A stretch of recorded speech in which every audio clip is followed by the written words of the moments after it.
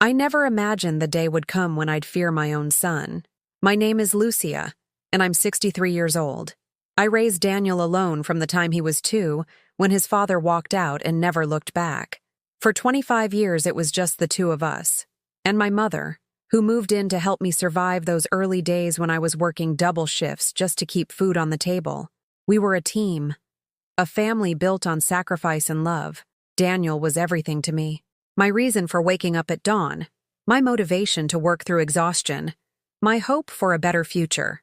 I gave him what I never had: stability, education, opportunities. My mother gave him her time, her wisdom, her endless patience. Together, we poured ourselves into that boy, believing that love would be enough to shape him into a good man. If you're listening to this and you've ever loved someone so deeply that you forgot to protect yourself, you'll understand what I'm about to tell you. And if you enjoy stories that speak to the heart, please subscribe to this channel. We're working toward 1,000 subscribers, and your support means everything. Also, leave a comment telling us what city you're watching from. It helps us know we're not alone. I should have seen the signs earlier, but mothers, especially mothers who raise their sons alone, have a dangerous talent for making excuses. We tell ourselves that anger is just a phase, that disrespect is born from stress, that cruelty will pass once they mature. We forgive too quickly. We forget too easily. Daniel changed around the time he turned 25. The warmth in his eyes dimmed. The boy who used to hug me goodnight became a man who barely looked at me when he came home. He started spending more time locked in his room, unemployed but unwilling to search for work, bitter about a world he claimed had rejected him before he even had a chance.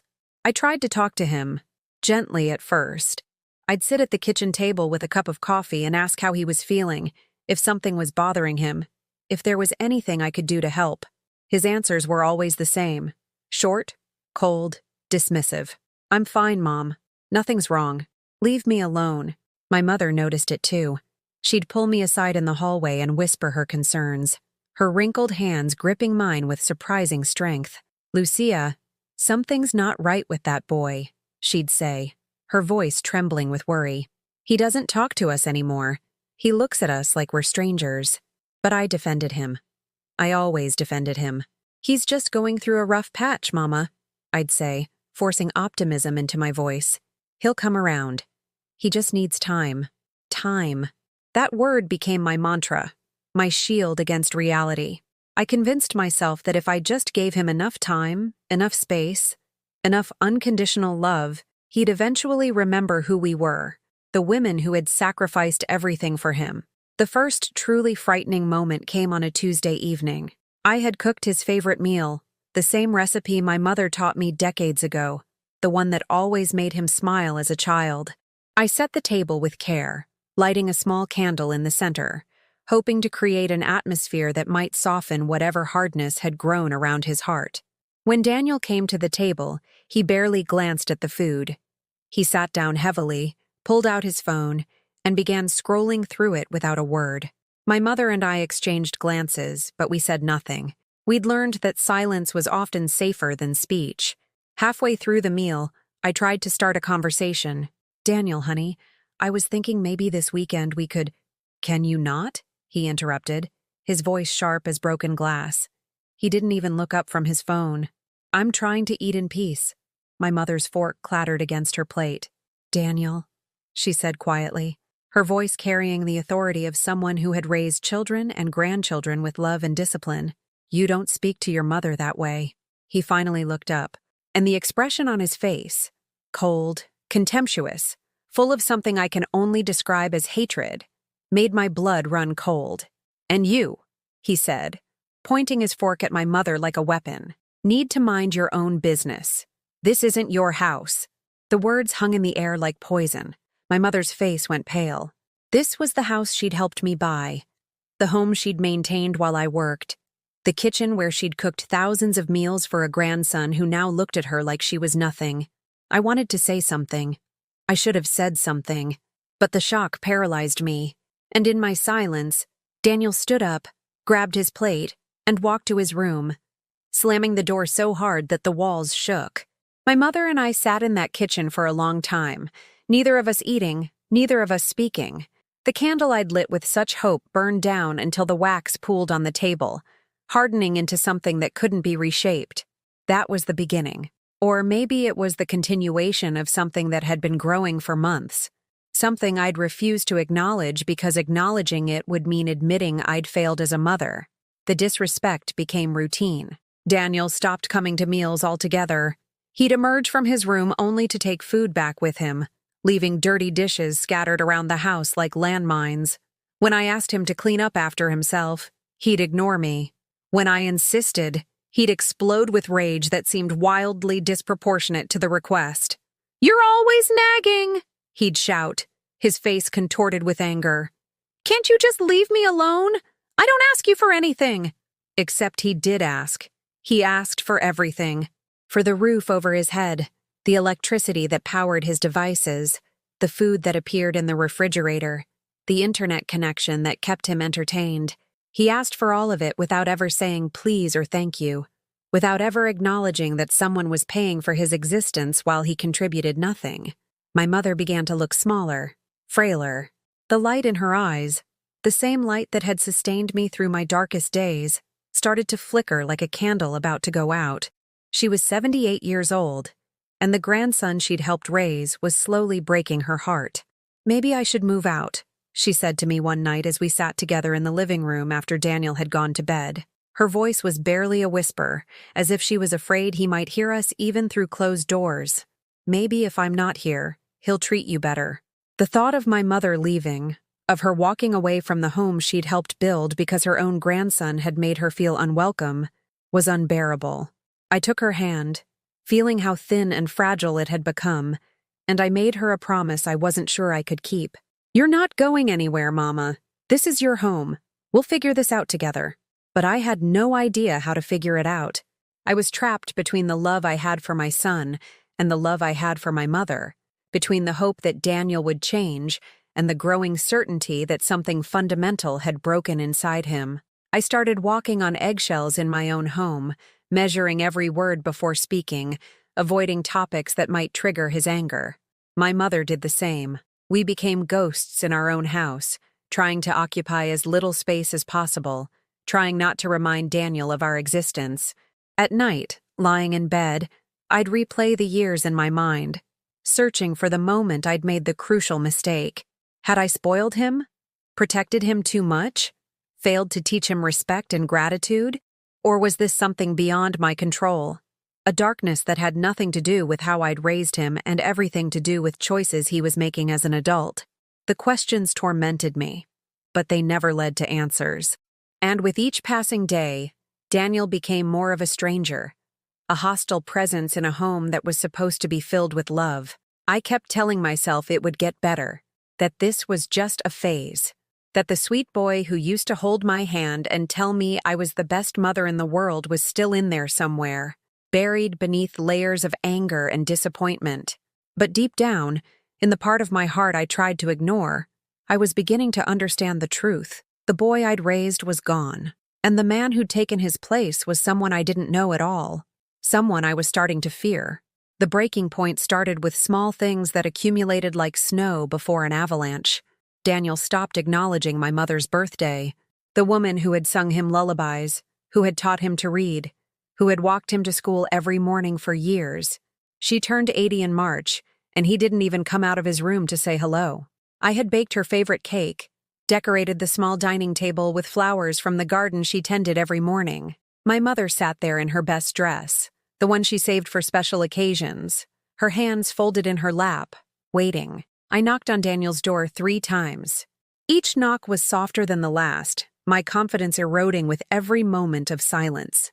Finally, he opened it just wide enough for me to see his face, irritated and dismissive. "What?" he said, not even trying to hide his annoyance. "It's your grandmother's birthday, honey. We're having cake. Won't you come out for just a few minutes?" He glanced past me toward the dining room where my mother sat, looking small and hopeful. For a moment, I thought I saw something flicker in his eyes.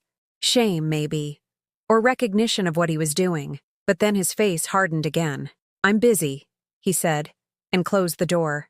I stood there for a long moment, my hand still raised from knocking. trying to find the words to explain to my mother why her grandson couldn't spare 5 minutes for her. When I returned to the table, she was already blowing out the single candle I'd placed on the cake, making a wish I knew would never come true. "It's okay, mi amor," she said, reaching for my hand across the table. Her skin was paper-thin, spotted with age. "He's going through something. Young people today, they have different pressures than we did." Even then, she was making excuses for him. Even then, we both were. But the excuses became harder to maintain as the weeks passed. Daniel's unemployment stretched into months, and his resentment grew proportionally. He began making comments that cut deeper than any physical wound could have. "If you had pushed Dad harder, maybe he would have stayed," he said to me one afternoon, his voice casual, as if he was commenting on the weather. "Maybe if you'd been different, I'd have had a real family." The words landed like stones in my chest. I'd spent 25 years trying to be both mother and father to him, working jobs that destroyed my back and my spirit just to give him stability. And now he was blaming me for his father's abandonment, as if I'd chosen to be left alone with a toddler and a mountain of responsibilities. My mother heard him. She was in the kitchen washing dishes, but I saw her shoulders tense, saw her grip the edge of the sink. She said nothing, but later that night I found her crying in her room, her Bible open on her lap, her lips moving in silent prayer. "Mama, don't let him hurt you," I whispered, sitting beside her on the bed. "It's not me I'm crying for," she said, wiping her eyes with a handkerchief she kept tucked in her sleeve. "It's you, and it's him. He's becoming someone cruel, Lucia. And cruelty is a disease that spreads until it destroys everything around it." I wanted to tell her she was wrong. I wanted to believe that Daniel was just lost, not cruel. But the evidence was mounting, and I was running out of ways to deny it. He started inviting his friends over, young men who seemed to share his bitterness, who spoke about women with contempt, who laughed at jokes that made my skin crawl. They'd take over the living room, leaving beer bottles on the furniture my mother polished every week, dropping cigarette ash on the carpet despite knowing we didn't allow smoking in the house. When I asked them to please smoke outside, Daniel's friends would look at him, waiting for his response. And Daniel would shrug, as if my request was unreasonable, as if I was the one being difficult. "It's fine, Mom," he'd say, his tone making it clear that what I thought was fine didn't matter at all. "They're my guests." My mother stopped coming into the living room when Daniel's friends were there. She'd retreat to her bedroom, and I'd hear her turning up the volume on her small television to drown out their voices. Sometimes I'd join her, and we'd sit together in that tiny room, two women who'd built this home with our own hands, now hiding in it like intruders. The financial burden grew heavier. Daniel wasn't contributing anything to the household, but his presence was expensive. The electricity bill tripled because he stayed up all night playing video games.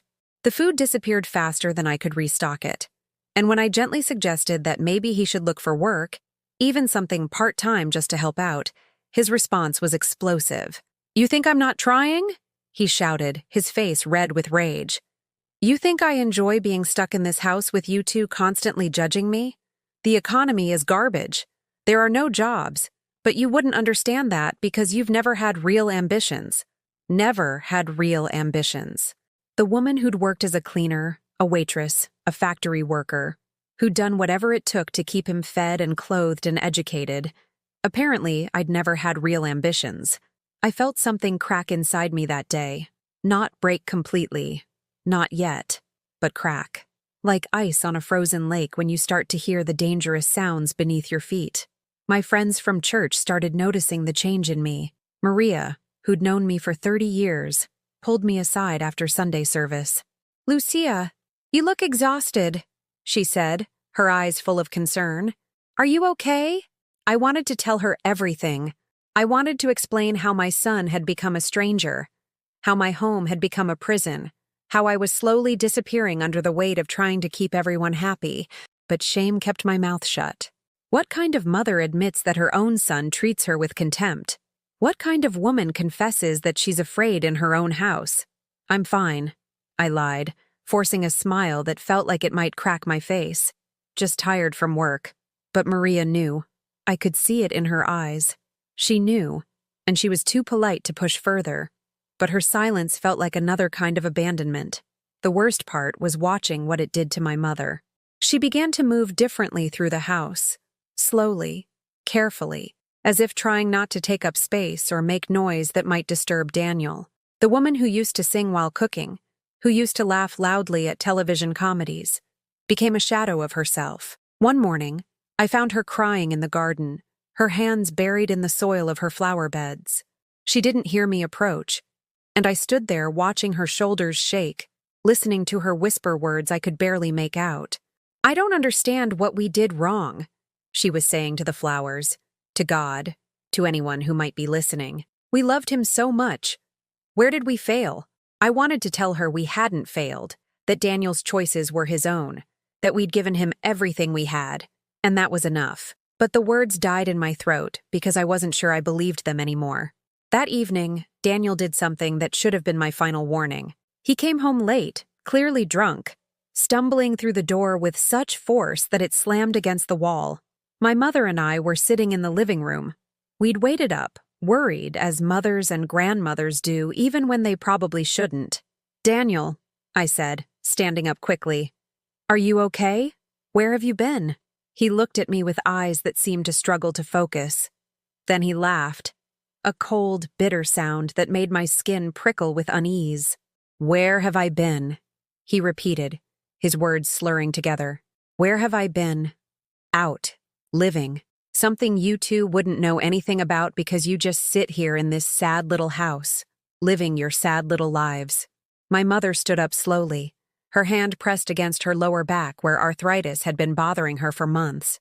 "Daniel, please, go to bed. We can talk in the morning when I'm what?" he interrupted, taking a step toward her. Not threatening, not yet, but close enough that I felt my heart start to race. "When I'm sober? So you can lecture me more? Tell me what a disappointment I am?" "No one said you're a disappointment," I said quickly, moving to position myself between him and my mother. "We're just worried about you. We love you." He stared at me for a long moment, and I saw something in his face that terrified me. It wasn't anger. It was contempt.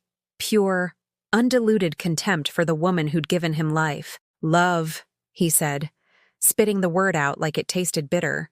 "You don't know what love is. You just know how to suffocate people with your expectations and your disappointment." He turned and stumbled toward his room, leaving my mother and me standing in the living room, trembling and silent.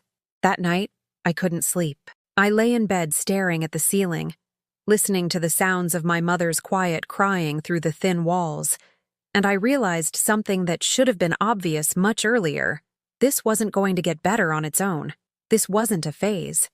This was who Daniel had chosen to become, and choosing to love him unconditionally didn't mean I had to accept being treated this way. It didn't mean my mother had to accept it either. But leaving him, confronting him, drawing boundaries, these felt impossible. He was my son, my only child, the person I'd built my entire life around. How do you walk away from that? How do you protect yourself from someone you die for? I didn't know the answer yet, but I was starting to understand that finding it might be the most important thing I'd ever have to do. The storm was building, and I was standing right in its path, still hoping I could somehow make it stop before it destroyed everything I loved. I started keeping a journal during those months, not because I thought anyone would ever read it, but because I needed somewhere to put the thoughts I couldn't speak aloud. Words that felt too dangerous to say, feelings that seemed like betrayals of motherhood itself. "Today, Daniel told me I was the reason his life is meaningless," I wrote one Tuesday afternoon, my hand shaking so badly the letters barely stayed on the lines.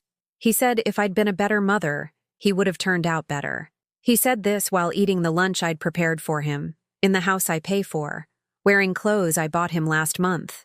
The journal became my silent witness, the only place I could admit how deeply the wounds were cutting. Because to everyone else, I had to maintain the fiction that everything was manageable, that my son was just going through a difficult time, that I was strong enough to handle it. But I wasn't strong. I was breaking. My mother's health started declining in ways that couldn't be ignored. Her doctor said it was stress manifesting physically, high blood pressure, heart palpitations, sleepless nights that left her exhausted during the day. She'd lost weight. her clothes hanging loose on a frame that had always been small but was now becoming fragile. "You need to reduce stress in your life, Mrs. Torres," the doctor said, looking at her chart with concern. "At your age, this kind of sustained emotional strain can be very dangerous. How do you tell a doctor that the stress killing your mother is her own grandson? How do you explain that the source of danger lives in the same house, eats at the same table, shares the same last name?" I helped my mother into the car after that appointment, and we sat in the parking lot for a long time, neither of us speaking. Finally, she turned to me with tears streaming down her weathered cheeks. "Lucia, I'm afraid," she whispered. "Not of dying. I've lived a long life, but I'm afraid of leaving you alone with him. I'm afraid of what might happen if I'm not there." Her words wrapped around my heart like barbed wire. She was 78 years old, and instead of enjoying whatever time she had left in peace, she was worried about protecting me from my own son. "Nothing's going to happen to you, Mama," I said, taking her hand. "You're going to be fine." But we both knew I was lying. The incidents at home became more frequent and more disturbing. Daniel started bringing home a woman, a girlfriend, I assumed, though he never introduced her or acknowledged her presence beyond the sounds that came from his room late at night. My mother would turn up the volume on her television, her face flushed with embarrassment, and I would retreat to the kitchen, scrubbing dishes that were already clean just to have something to do with my hands. One morning, this woman emerged from Daniel's room wearing one of my robes, a gift my mother had given me for Christmas years ago. She walked through our home as if she owned it, opening the refrigerator and taking food without asking, using our bathroom and leaving it a mess. I waited until she left to say something to Daniel. I kept my voice calm, reasonable. "Daniel, if you're going to have guests stay over, I'd appreciate if you could let me know first. And please ask them not to use my personal things." He was sitting on the couch, scrolling through his phone, and he didn't even look up when I spoke. "It's just a robe, Mom. Don't be so uptight." "It's not about the robe," I tried to explain. "It's about respect. This is our home and—" "Our home?" he interrupted, finally looking at me with that expression I'd come to dread. Cold amusement mixed with disdain. "You mean your home, the home you never let me forget you're paying for. The home where I'm constantly reminded that I'm a burden." "I've never said you're a burden." "You don't have to say it," he replied, turning back to his phone. "It's written all over your face every time you look at me." The accusation stunned me into silence. Was it true? Had my worry, my exhaustion, my growing fear somehow transformed into expressions that made him feel unwanted? Or was this just another manipulation, another way to make me doubt myself, another strategy to avoid taking responsibility for his behavior? I didn't know anymore. The line between victim and villain had become so blurred that I couldn't see clearly where one ended and the other began. My mother tried to intervene one afternoon when Daniel spoke to me with particular cruelty. He'd asked me to make him dinner. Not requested, but demanded. And when I explained that I'd had a long shift at the hospital where I worked as a cleaning supervisor and was too exhausted to cook, he'd exploded. "What do you even do all day?" he shouted. "You clean. It's not exactly brain surgery. And you can't even come home and make a simple meal?" My mother stood up from her chair, her small frame trembling but her voice steady. "Daniel Antonio Morrison, you will not speak to your mother that way.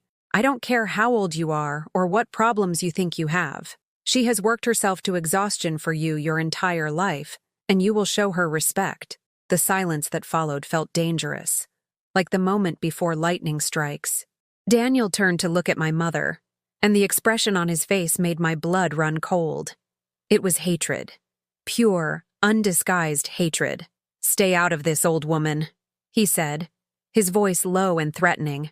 "This is between me and my mother." "I am your grandmother," she replied, not backing down despite the fear I could see in her eyes. "And this is my home too. You don't get to terrorize us just because your life isn't going the way you want it to." He took a step toward her. Just one step, but it was enough to make me move between them, my heart pounding so hard I thought it might burst through my chest. "Daniel, please," I said, my voice shaking. "Let's all just calm down." For a moment I thought he might push past me. I could see the rage boiling in him, could feel the violence radiating off his body like heat, but then he seemed to pull himself back, to swallow whatever darkness had been rising to the surface. "I'm done with this," he said, and walked out of the house, slamming the door so hard that a picture frame fell off the wall and shattered on the floor. My mother and I stood there among the broken glass, neither of us moving, both of us realizing that we'd just witnessed something that couldn't be taken back. He'd threatened her, maybe not with words, but with his body language, with that step forward, with the clear message that he was capable of violence if we pushed him too far. That night, I found my mother packing a small suitcase. She was crying silently, carefully folding her clothes with the precision of someone who'd learned to make do with very little. "What are you doing?" I asked, though part of me already knew. "I'm going to stay with your cousin Rosa for a while," she said without looking at me. "Just until things settle down here." "Mama, no. This is your home. You can't leave because of him." She finally looked up at me, and the sorrow in her eyes was unbearable. "Lucia, I'm old. I'm tired. I can't live in a house where I'm afraid. And more importantly, I can't watch what he's doing to you. I can't watch my daughter disappear a little more each day while trying to save someone who doesn't want to be saved." "He's my son," I whispered, the tears finally coming. "I can't just give up on him." "I'm not asking you to give up on him," she said, taking my face in her weathered hands. "I'm asking you to stop giving up on yourself." She left the next morning. I helped her carry her suitcase to Rosa's car, my heart breaking with each step. Daniel didn't come out of his room to say goodbye.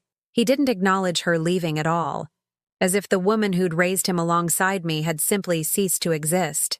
The house felt enormous and empty with just Daniel and me. I moved through it like a ghost, trying to make myself small, trying not to provoke him, trying to find some way to reach the son I knew had to still be somewhere inside this angry stranger. But he was gone. Or maybe he'd never existed the way I'd imagined him. Maybe I'd spent so many years projecting my hopes onto him that I'd never actually seen who he really was. One evening, about a week after my mother left, I made Daniel's favorite meal again. It was a desperate gesture, an attempt to recreate some moment from the past when food and love and family had meant something simple and good. He came to the table, looked at the food, and then looked at me. "You really don't get it, do you?" he said. "You think a meal is going to fix this? You think acting like the martyr mother is going to make me suddenly respect you?" "I just thought—" "You thought wrong," he interrupted. "I don't want your food. I don't want your guilt trips. I don't want any of this." He swept his arm across the table, sending plates and glasses crashing to the floor. Food splattered across the walls, across my clothes, across the floor I'd mopped that morning. Then he walked away, leaving me standing there surrounded by destruction, finally understanding what my mother had been trying to tell me. Some battles can't be won. Some people can't be saved. And sometimes loving someone means accepting that they've chosen to become your enemy. I cleaned up the mess alone, on my hands and knees, crying so hard I could barely see. And somewhere in that moment, something inside me began to shift. Not breaking this time, but hardening, calcifying into something that might be strong enough to survive what was coming. I stopped cooking for him after that night. I stopped doing his laundry. I stopped knocking on his door to ask how he was feeling. I moved through the house like a tenant rather than the owner, occupying as little space as possible, speaking only when absolutely necessary. Daniel didn't seem to notice the change at first, or if he did, he didn't care. He continued living as if I was simply part of the furniture, useful when needed, invisible otherwise.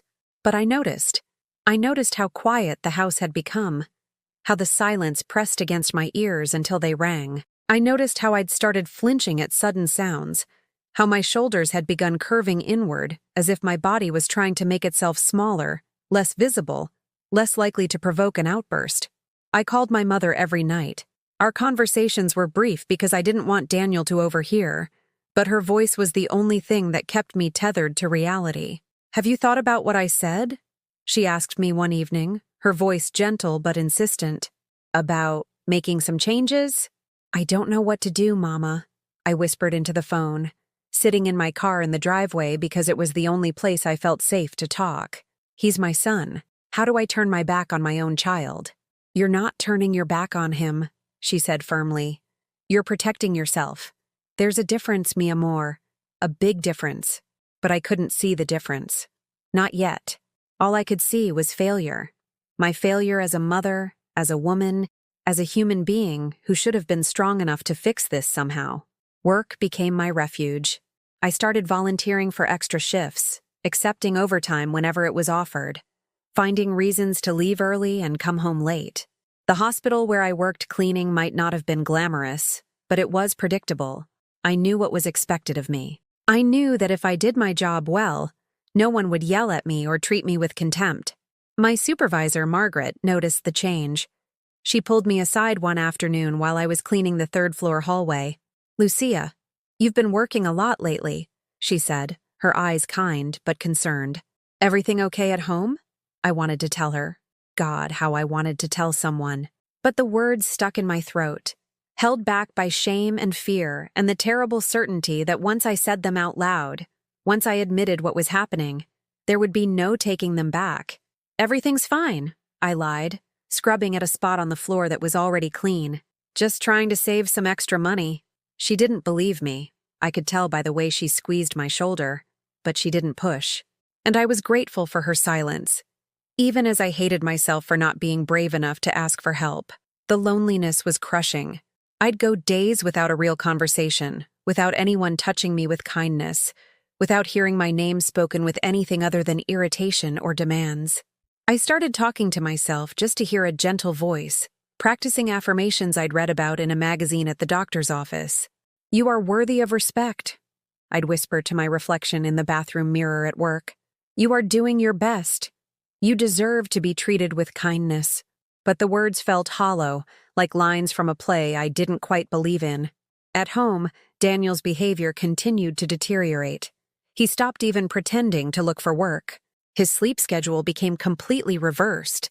Awake all night playing video games or talking to people online.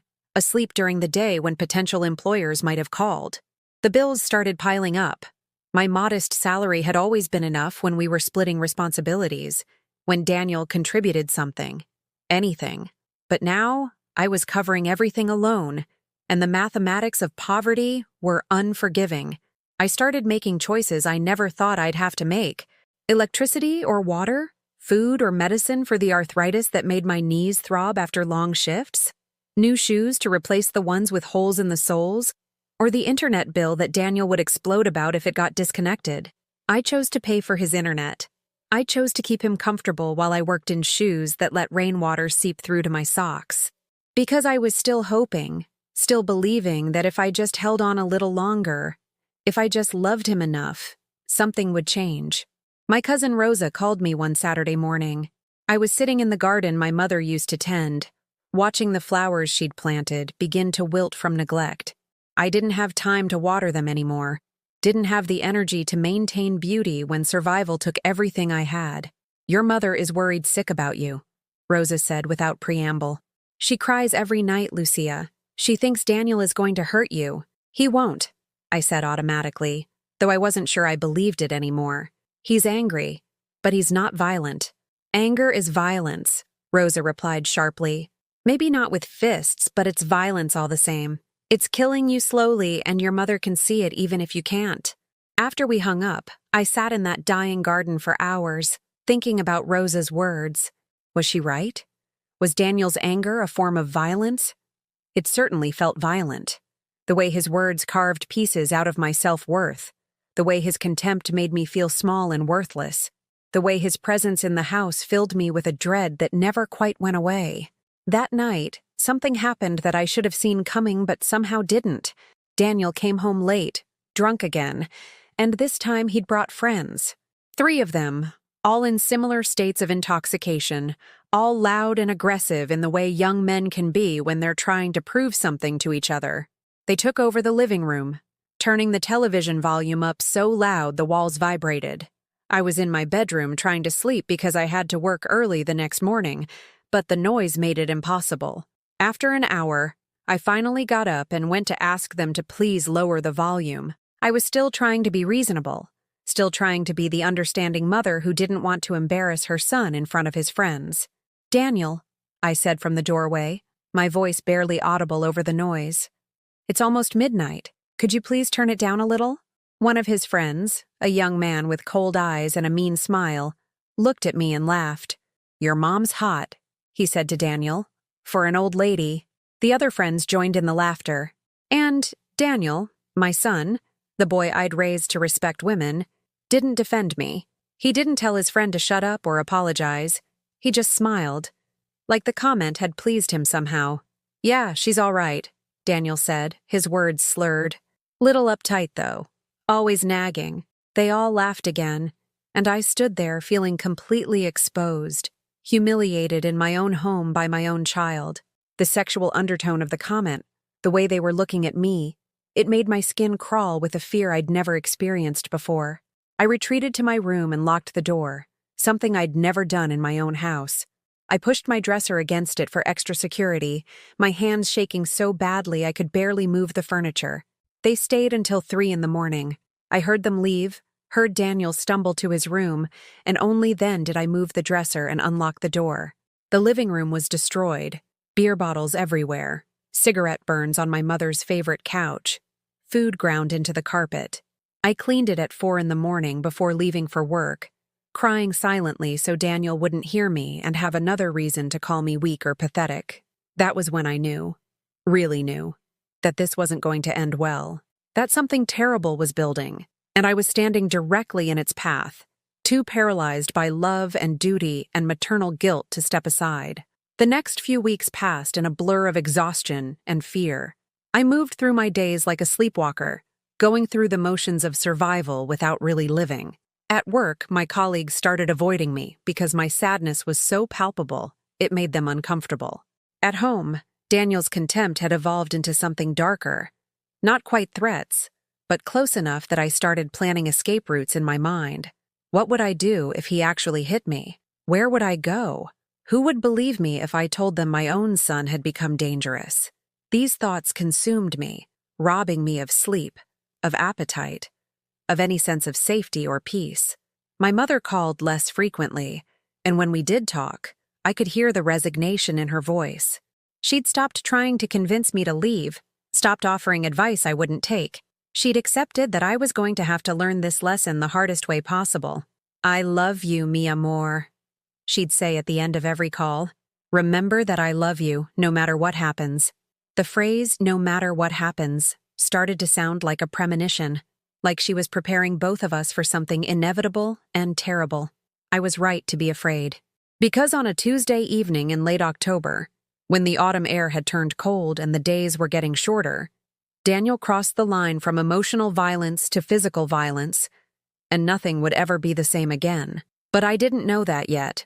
I was still holding on to hope, still believing that love could save us, still convinced that the boy I'd raised was somewhere inside the monster he'd become. I was wrong. It happened on a Tuesday. I remember because Tuesdays were my short days at the hospital, and I'd been looking forward to coming home early. Maybe calling my mother. Maybe sitting in the garden even though the flowers were mostly dead now. I walked into the house to find Daniel in the kitchen, staring into the refrigerator with that expression of disgust he'd perfected over the past months. He was looking for something to eat, and apparently, the contents didn't meet his standards. "There's nothing here," he said without turning around. It wasn't a question or an observation. It was an accusation. "I haven't had time to shop," I said quietly, setting my bag down by the door. "I've been working double shifts, but there's rice and beans in the pantry and I can make—" "I don't want rice and beans," he interrupted, slamming the refrigerator door. "I want real food, not your poverty meals." The phrase poverty meals hit me like a physical blow. The same meals I'd stretched to feed him when he was young, when money was even tighter than it was now, when every dollar had to be calculated and rationed. Now they were beneath him. "I'll go to the store after I change," I said, already mentally calculating what I could afford, what bills I could delay to put food in the house that would satisfy his demands. "Why bother?" he said, turning to face me. His eyes were bloodshot, and I could smell alcohol on his breath even though it was only 3 in the afternoon. "You're useless anyway. Can't even keep a refrigerator stocked." I should have walked away. I should have gone to my room and let him burn through his rage alone. But something in me, some last spark of maternal authority, some final attempt to reclaim dignity, made me speak. Daniel, I'm doing the best I can. I work every day to keep this house running. If you want better food, maybe you could contribute something. Maybe you could. I didn't get to finish the sentence. His hand moved faster than I could process. One moment I was standing there, trying to reason with him. The next moment, pain exploded across my face as his palm connected with my cheek with a force that snapped my head to the side and sent me stumbling backward. The shock was almost worse than the pain. I stood there, my hand pressed against my burning cheek, staring at my son as if he'd become a stranger, which, I suppose, he had. "Don't tell me what to do," he said, his voice eerily calm now, as if hitting me had released some pressure valve inside him. "You don't get to lecture me. Not anymore." I couldn't speak. My throat had closed completely, whether from fear or shock or the physical impact, I couldn't tell. I just stood there, frozen, while my brain tried to reconcile what had just happened with everything I'd believed about my son, about myself, about our relationship. Then I heard it, a small, broken sound from the doorway. My mother had let herself in with her key, had come to visit, to bring me some food she'd cooked, to check on me because a mother's worry never really ends. And she'd seen it. She'd witnessed her grandson strike her daughter. The look on her face was something I'll never forget. It was horror, yes, but also recognition, as if she'd been waiting for this moment, dreading it, knowing it was coming, but hoping she was wrong. "Daniel," she said, her voice shaking but strong, "what have you done?" He turned to look at her, and for a split second I saw something flicker in his eyes. Shame, maybe, or the last remnant of the boy who'd loved his grandmother. But then his face hardened again, and that glimpse of humanity disappeared. "She pushed me to it," he said, as if that explained everything, as if there was any justification in the world that could make hitting your mother acceptable. My mother set down the container of food she'd been carrying. Her hands were trembling, and I could see tears streaming down her weathered cheeks. But when she spoke, her voice was clear and firm. "I raised you better than this," she said. "Your mother has given you everything. Everything. And this is how you repay her? By putting your hands on her? Stay out of this, old woman," Daniel said, taking a step toward her. And that's when something inside me finally snapped. Not broke, snapped. Like a branch that's been bent too far, that suddenly whips back with all the force of its accumulated tension. "Don't you dare," I heard myself say, and my voice sounded different, harder, like it was coming from someone else entirely. "Don't you dare talk to her that way. Don't you dare move toward her." I stepped between them, the way I had so many times before, but this time it was different. This time I wasn't trying to placate or mediate. This time I was drawing a line. "Get out," I said. Daniel laughed, actually laughed. "Get out? This is my home." "No," I said, and my voice was steady now, calm in a way that surprised me. "This is my home, my name on the deed, my money paying the bills, and I'm telling you to leave. Now." "You can't kick me out," he said, but I could hear uncertainty creeping into his voice. "I'm your son. You stopped being my son the moment you raised your hand to me," I said. "I've made excuses for you. I've sacrificed for you. I've loved you through everything, but I will not let you hit me. I will not let you abuse me in my own home. I'm done." The words felt like they were being pulled from somewhere deep inside me, from a place I didn't know existed. And once I started, I couldn't stop. "Pack your things," I continued. "Whatever you can carry. You have 30 minutes and then I'm calling the police." "You wouldn't," he said, but he was already backing toward his room. "Try me," I replied. My mother came to stand beside me, and I felt her small hand slip into mine. We stood there together, two women who'd been pushed to our breaking point, watching as Daniel retreated to his room. Those 30 minutes were the longest of my life. I heard him moving around, heard things being thrown into bags, heard him on the phone with someone, his voice alternating between angry and pleading. My mother squeezed my hand. "Are you sure?" she whispered. I looked down at her, at this woman who'd stood by me through everything, who'd helped me raise a child that had turned against both of us. And I nodded. "I'm sure," I said. "I should have done this months ago. I'm sorry I waited so long, Mama. I'm sorry I let him hurt you too." "You were trying to save him," she said gently. That's what mothers do. But you can't save someone who doesn't want to be saved. When Daniel emerged from his room, he was carrying 2 large bags. He looked different somehow, smaller, younger, less certain. For a moment, I thought he might apologize, might say something that would show he understood the gravity of what he'd done. Instead, he looked at me with pure hatred and said, "You'll regret this. You're nothing without me. You're just a pathetic old woman who cleans toilets for a living." The words were meant to wound, and they did. But they didn't change my mind. "Goodbye, Daniel," I said, and opened the front door. He walked past me without another word, and I watched him get into a car that was waiting at the curb. One of his friends, presumably. I watched until the car disappeared around the corner, and then I closed the door and locked it. I stood there with my back against the door, my whole body starting to shake as the adrenaline began to wear off. My cheek was throbbing where he'd hit me, and I knew it would bruise. Physical evidence of what I'd been denying for so long. My mother pulled me into her arms, and I finally let myself cry. Great, heaving sobs that came from somewhere so deep I thought they might tear me apart. I cried for the son I'd lost, for the years I'd wasted hoping he'd change, for the relationship that had died long before I'd been willing to admit it. But underneath the grief, there was something else, something that felt almost like relief. For the first time in months, I was in my own home without fear, without walking on eggshells, without wondering when the next explosion would come. "You did the right thing," my mother whispered, holding me close. "I know it doesn't feel like it right now, but you did the right thing." I wanted to believe her. But in that moment, all I felt was the enormous weight of having to choose between my son and my own survival, and the terrible certainty that things were far from over.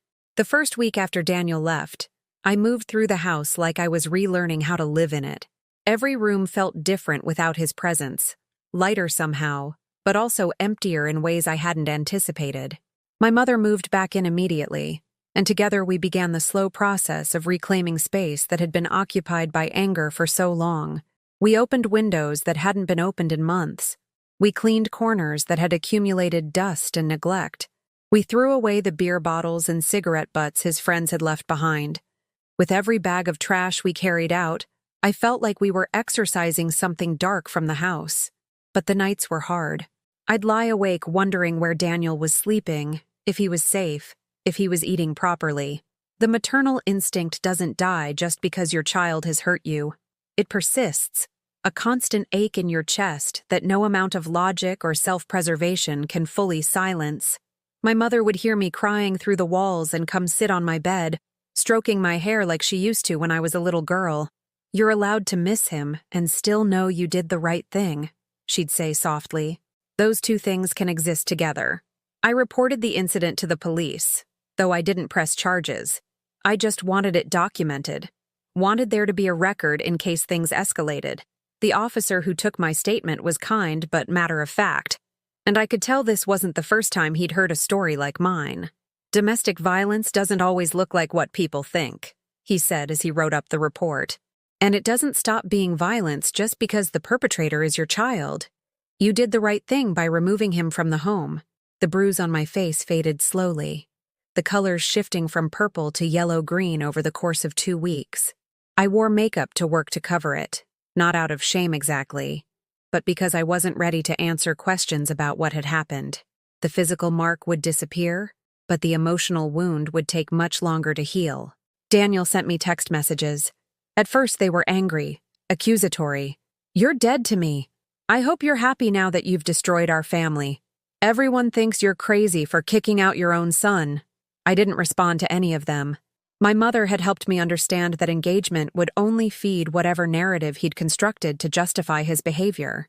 So I let the messages sit there, unread after the first few, accumulating like digital evidence of a relationship that had become toxic.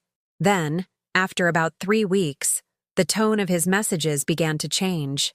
"Mom, I need to talk to you. Can we please just have a conversation? I know you're angry, but we're family. We need to work this out." Still, I didn't respond. I wasn't ready. The wound was too fresh, and I knew from experience that Daniel's version of working things out usually meant me apologizing for setting boundaries and him continuing to behave however he wanted. My mother's health began to improve almost immediately. The color returned to her cheeks. She started sleeping through the night. She spent hours in the garden, bringing it back to life with the same patient care she'd always shown to things that had been neglected or damaged. "Look," she'd say, showing me a new bud on a rose bush that had looked dead. "Life always finds a way back if you give it the right conditions." I knew she was talking about more than just flowers. Work became easier too. Without the constant stress at home, I had energy for other things. I started accepting Margaret's invitations to have coffee after our shifts. I reconnected with friends from church who I'd been avoiding because I was too ashamed to let them see what my life had become. Maria, my friend from church, invited me to a women's support group that met every Thursday evening. I was hesitant at first. Talking about my problems with strangers felt impossible, but she was persistent. "You don't have to share if you don't want to," she assured me. "Just come and listen. You might be surprised." The first meeting I attended was held in a church basement that smelled like coffee and old books. There were 8 other women there, ranging in age from their 30s to their 70s. They sat in a circle, and one by one, they told their stories. A woman named Patricia talked about her adult daughter who was addicted to drugs and had stolen from her repeatedly. Another woman, Susan, described her son who had become verbally abusive after losing his job. An older woman named Dorothy spoke about setting boundaries with her grandchildren who treated her like a free babysitting service with no respect for her time or limitations. As I listened, something inside me began to shift. I wasn't alone. This wasn't a unique failure that marked me as a bad mother. This was a pattern that happened to good women who loved their children, but had to learn the painful lesson that love doesn't require you to accept abuse. When it was my turn to share, I surprised myself by speaking. My voice shook, and tears ran down my face. But I told them what had happened. I told them about Daniel hitting me, about the months of emotional abuse that had led up to that moment, about the guilt I felt for asking him to leave. No one judged me. No one suggested I should have tried harder or been more patient. Instead, they nodded with the understanding of people who'd walked similar paths. And when I finished, Patricia reached across the circle and squeezed my hand. "The hardest thing I ever had to learn," she said, "was that I could love my daughter and still refuse to let her destroy me. Those two things aren't mutually exclusive. You can love someone from a distance. You can want the best for them while protecting yourself from their worst." Those words settled into my heart like seeds. I wasn't sure I fully believed them yet, but I wanted to. I wanted to believe that I could be a good mother and still insist on being treated with respect and dignity. Months passed. I started sleeping better. I started laughing again. Really laughing, not the forced cheerfulness I'd performed for so long. My mother and I developed new routines. We'd have coffee together every morning before I left for work. We'd watch our favorite shows in the evening. We'd work in the garden on weekends, creating beauty where there had been so much ugliness. I was learning to live again. Not just survive, but actually live. Then, one evening in early March, my phone rang. It was a number I didn't recognize, but something made me answer it anyway. "Mom?" Daniel's voice was small, broken in a way I'd never heard before. "Mom, please don't hang up." I almost did. My finger hovered over the end call button while my heart raced in my chest. But something in his tone stopped me. He didn't sound angry or manipulative. He sounded genuinely devastated.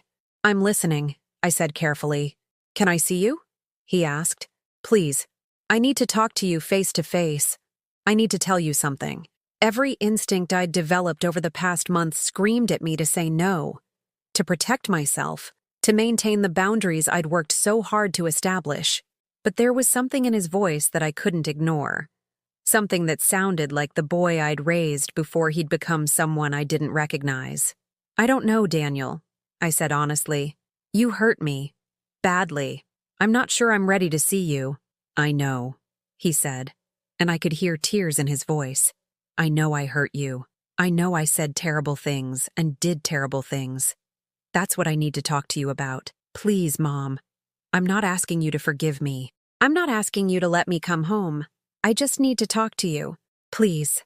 I looked across the room at my mother, who'd been listening to my side of the conversation.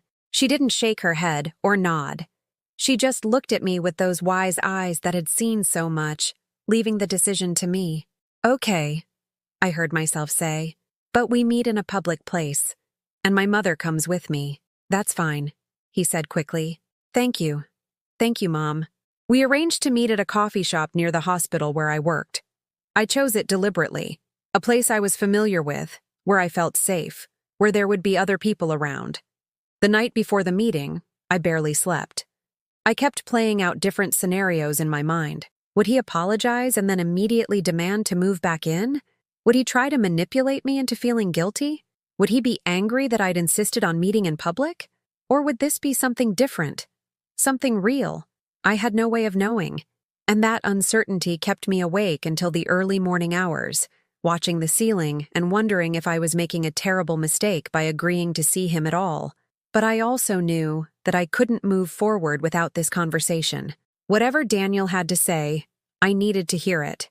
Not because I owed him anything, but because I owed it to myself to close this chapter properly, on my terms, with clarity and boundaries intact.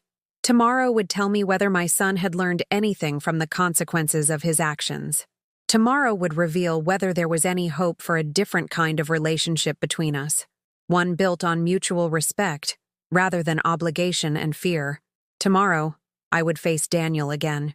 And this time, I would face him as a woman who knew her own worth. The coffee shop was busy when my mother and I arrived, filled with the comforting sounds of conversation and the hiss of espresso machines. I'd chosen a table near the window where the afternoon light poured in, where I could see the door and watch Daniel arrive. My mother sat beside me, her hand resting on mine. She hadn't said much during the drive over, but her presence was everything. She was there not just as support, but as a witness, as a reminder that I wasn't alone, and that what had happened to me had also happened in front of someone who would validate my reality if Daniel tried to rewrite history. I saw him before he saw me. He was walking across the parking lot, his shoulders hunched against the wind, and even from a distance I could see he looked different, thinner, older. His clothes hung on him in a way that suggested weight loss, and his hair needed cutting. When he entered the coffee shop and spotted us, he stopped for a moment, as if gathering courage. Then he walked over slowly, his hands shoved deep in his pockets. "Mom," he said softly, standing beside our table. "Grandma." My mother nodded but didn't speak. I gestured to the chair across from us. "Sit down," I said, and was proud that my voice came out steady. He sat, and for a long moment, nobody said anything. I studied his face, looking for signs of the angry, contemptuous man who'd lived in my house for so many months. But the person sitting across from me looked broken in a way that seemed genuine. His eyes were red-rimmed, and his hands trembled slightly as he clasped them on the table. "Thank you for meeting me," he finally said. "I wasn't sure you would." "I wasn't sure I would either," I replied honestly. "So, tell me why we're here, Daniel." "What is it you need to say?" He took a deep breath, and when he spoke, his voice cracked with emotion. "I need to tell you that I'm sorry, and I need you to know that saying those words doesn't even begin to cover what I need to express. But I don't know where else to start." I waited, saying nothing. This wasn't the time for me to make things easier for him. If he had something to say, he needed to find the words himself. "After you kicked me out," he continued, "I stayed with Marcus for a while. You remember Marcus, one of the guys who used to come over to the house?" I nodded. I remembered. One of the friends who'd laughed when his companion made inappropriate comments about me. "Living with him was like looking in a mirror," Daniel said. "He treated his mother the same way I treated you, maybe worse. And watching him, listening to him talk about her like she was worthless, like she owed him everything, it made me sick. Because I realized that's exactly what I'd become." He paused, wiping his eyes with the back of his hand. "But it took more than that to really wake me up. Marcus got arrested for hitting his mother during an argument. I was there when it happened. I saw the cops take him away. I saw his mother's face, the same expression you had when He couldn't finish the sentence, and I was glad. I didn't need him to relive that moment. I'd relived it enough times in my own nightmares. "I left that night," he said. "I couldn't stay there. I ended up at a shelter. I've been there for the past 6 weeks." This surprised me. Daniel in a homeless shelter? The son I'd protected and provided for his entire life, now dependent on charity? The shelter has a program, he continued. It's not just a place to sleep. They have counseling, group therapy, classes about life skills and anger management and becoming a decent human being. He looked up at me, and I saw tears streaming down his face. I've been going to every session. I've been talking to a therapist twice a week. And Mom, the things I'm learning about myself, they're hard. They're really hard. I've had to face the fact that I blamed you for everything wrong in my life, because it was easier than taking responsibility for my own choices. My mother squeezed my hand under the table. I could feel my own tears starting, but I held them back. This wasn't my moment to break down. This was the moment to listen and decide what, if anything, I was willing to do with what I was hearing. I blamed you for Dad leaving, Daniel said, his voice barely above a whisper. I know that makes no sense. I know it was his choice to walk away, but it was easier to be angry at you, the person who stayed, than to deal with the rejection from the person who left. My therapist says that's called displaced anger. He took a shaky breath. And then I blamed you for everything else. For not having enough money, for working a job I thought was beneath us, for not being the kind of mother whose house impressed my friends. I turned you into this symbol of everything I thought was wrong with my life, when the truth was that you were the only person who'd ever consistently been there for me. Why? I asked, the first word I'd spoken since he started. Why did you need someone to blame? I gave you everything I had. I know you did, he said miserably. That's what makes this so much worse. You gave me everything, and I threw it back in your face because I was drowning in my own failures, and I needed someone else to be responsible for them. He looked at my mother then, and his face crumpled completely. Grandma, I'm so sorry. You helped raise me. You were there when Mom was working. You taught me right from wrong, and I treated you like you were nothing, like you were an inconvenience. I'm so ashamed of the things I said to you, the way I made you feel unsafe in your own home. My mother's face was wet with tears now, but she still didn't speak. She just watched Daniel with an expression that was equal parts grief and love. The thing is, Daniel continued, turning back to me, I can apologize all day long. I can tell you how sorry I am and how much I've learned and how different I want to be. But words don't mean anything without action. And I don't know how to show you that I've changed when I don't even know if you'll ever want to see me again after today. What do you want from me, Daniel? I asked quietly. What outcome are you hoping for here? He shook his head. Nothing. I mean, I'm not asking for anything. I'm not asking to move back home. I'm not asking for money or help or forgiveness. I just needed you to know that I understand what I did. I needed you to hear me say that you didn't deserve any of it. That you were a good mother, the best mother, and I was a terrible son. Something in his voice made me believe him. Not completely. Not with the wholehearted trust I'd once had. But enough to crack open the door I'd been holding shut. You hit me, I said, and watched him flinch at the words. You raised your hand to the woman who gave you life. Do you understand how much that broke me? How much it changed everything? Yes, he whispered. I understand. And I have to live with that for the rest of my life. I have to live with knowing that I became exactly the kind of man you raised me not to be. The kind of man who hurts women. The kind of man who uses his size and his anger as weapons. We sat in silence for a moment while the coffee shop bustled around us, other people's ordinary days continuing while we navigated this extraordinary conversation. I don't know if I can ever forgive you, I said finally. I don't know if our relationship can ever be repaired, but I'm glad you've gotten help. I'm glad you're starting to understand what you did. That matters, even if it doesn't fix anything between us. That's more than I deserve, Daniel said. Just knowing you listened to me, that you gave me the chance to say these things. That's more grace than I had any right to expect. My mother spoke then, her voice soft but clear. Daniel, your mother and I will need time to decide what role, if any, you'll have in our lives going forward. This conversation is a beginning, but it's only a beginning. Change takes time to prove itself. Words need to be backed up by sustained action. He nodded. I understand. I'm staying at the shelter. I got a job washing dishes at a restaurant. It's not much, but it's honest work, and I'm showing up every day. I'm going to keep going to therapy. I'm going to keep working on myself. Not because I think it will get me back into your life, but because it's what I should have been doing all along." He stood up, and I saw that his legs were shaking.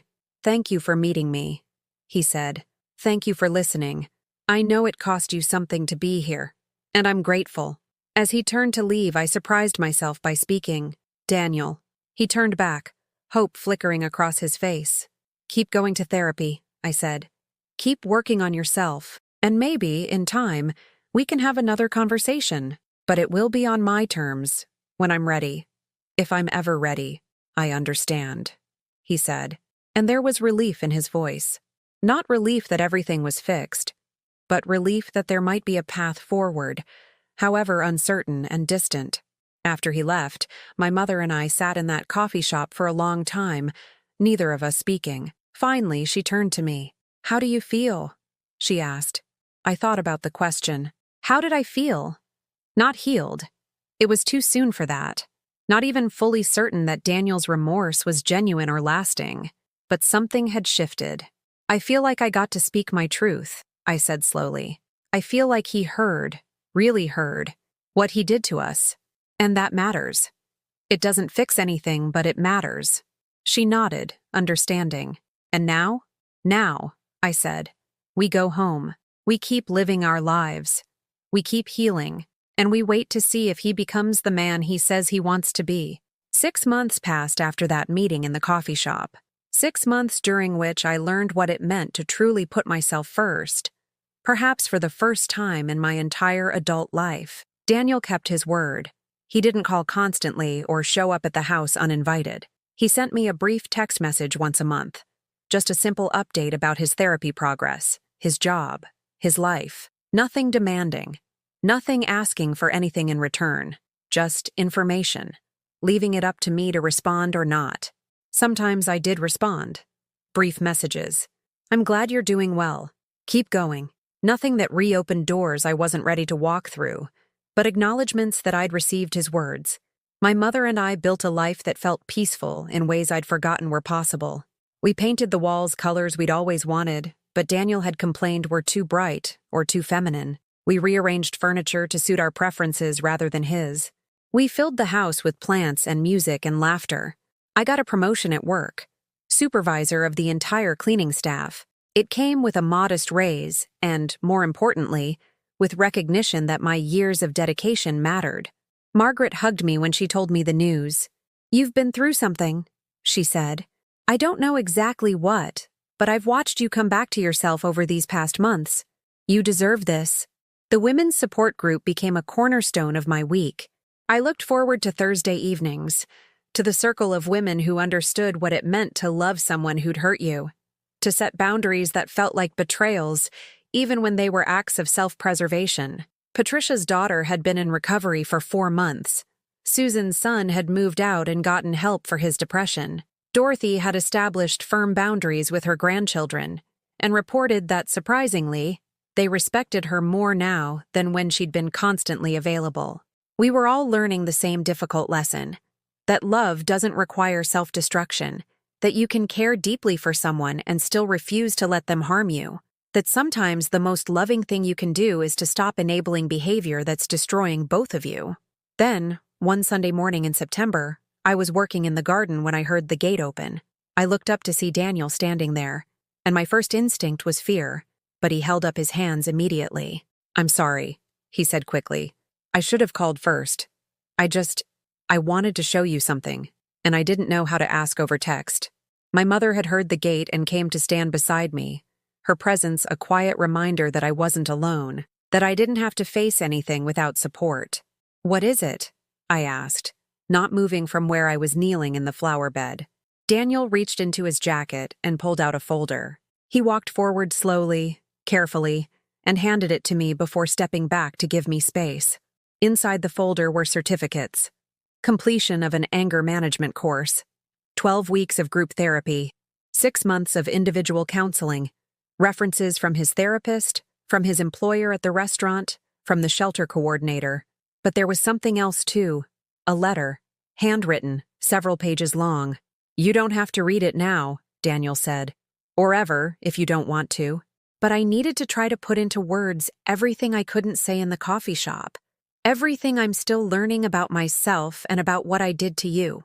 I set the folder aside and stood up, brushing dirt from my knees. Daniel looked healthier than he had 6 months ago. He'd gained back some weight, and there was something different in his eyes. A clarity that hadn't been there before. Are you still in therapy? I asked. Twice a week, he said. And I'm going to Al-Anon meetings too.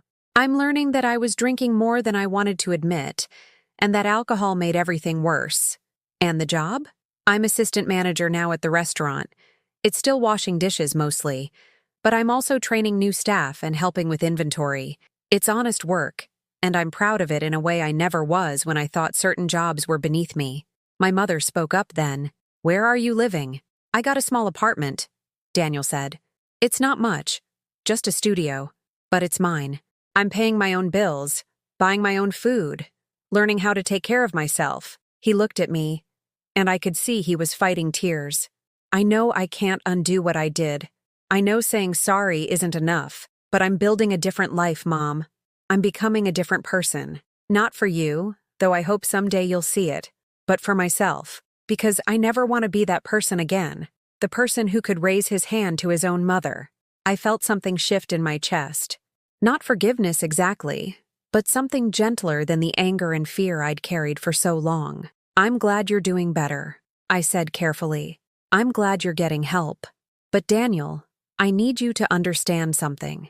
Even if you become the best version of yourself, even if you never make another mistake, what happened between us changed everything.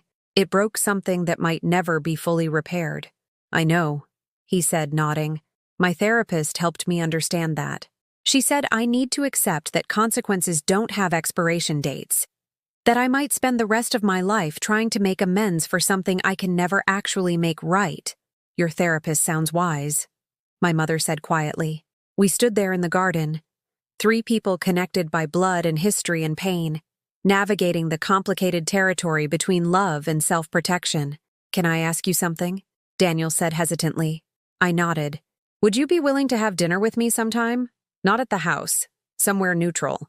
With Grandma, of course, just to talk. Maybe once a month or once every few months. Whatever you're comfortable with. I looked at my mother, and she looked back at me with eyes that said the decision was mine to make. She would support whatever I chose. Let me think about it, I said finally. That's not a no, but it's not a yes either. I need time to consider what I'm ready for. Of course, Daniel said quickly. Take all the time you need. I'll be here, working on myself, trying to become someone worthy of a relationship with you, even if that relationship looks completely different from what we had before. After he left, my mother and I sat on the porch together, watching the late afternoon sunlight filter through the trees in our yard. What are you thinking? She asked. I'm thinking that healing isn't linear, I said slowly. I'm thinking that Daniel hurt me in ways that still ache, but I'm also thinking that watching him take responsibility, watching him actually do the work to change, that means something. Are you going to read the letter? Eventually, I said.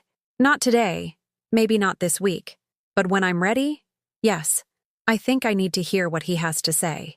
She took my hand, her skin paper-thin and warm in the afternoon sun. You know what I'm most proud of? She said. Not that Daniel is getting help, not that he might be changing, but that you found your voice, that you learned to protect yourself, that you discovered you could love someone and still refuse to let them destroy you. Her words settled into my heart, and I realized she was right. The most important transformation wasn't Daniel's. It was mine. I'd learned that I was worth protecting, that my peace mattered, that being a good mother didn't mean sacrificing myself on the altar of unconditional acceptance. That love could have boundaries, that sometimes walking away was the bravest thing you could do. In my 63 years, I'd learned a lot of hard lessons. But perhaps the hardest and most important was this. You can't save someone who doesn't want to be saved, and trying to do so will only drown you both. Did I still love Daniel? Yes. Would I ever trust him the way I once did? Probably not. Could we build something new from the wreckage of what we'd lost? Time would tell.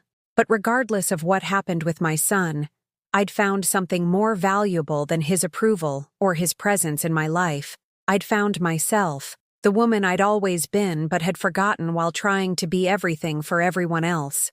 That evening, I finally opened the letter Daniel had left. It was long and raw and painful to read. He detailed everything: his growing resentment over the years, his jealousy of friends whose families had more money, his shame about his own lack of direction, his drinking, his anger. He took responsibility for all of it without making excuses or blaming circumstances. The last page made me cry. "Mom, I spent so many years looking at you and seeing everything I thought was wrong with my life. I see now that I was looking at the strongest person I've ever known. You raised me alone. You worked jobs that broke your body to give me opportunities. You never gave up, even when life was impossibly hard. And I repaid your strength with contempt. I repaid your sacrifice with cruelty. I don't know if I'll ever be half the person you are, but I'm going to spend the rest of my life trying." I folded the letter carefully and placed it in my drawer, next to the journal where I'd documented the darkest months of my life. Maybe Daniel would continue growing. Maybe he'd fall back into old patterns. I couldn't control that.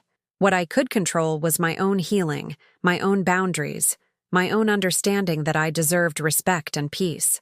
The garden my mother and I had restored bloomed beautifully that fall. Each flower that pushed through the soil felt like a small miracle. Proof that even things that seemed dead could come back to life under the right conditions. I learned that sometimes the most important relationship you can repair is the one with yourself, and that no matter how much you love someone, you have to love yourself more. That's not selfishness. That's survival. That's wisdom. That's the lesson I wish I'd learned decades ago, but I'm grateful to know now. I am Lucia. I am 63 years old. I am a mother, a daughter, a worker, a survivor, and I am enough. With or without my son's approval, with or without anyone's validation, I am enough. And that understanding, hard-won and paid for with tears and heartbreak, is the greatest gift I've ever given myself.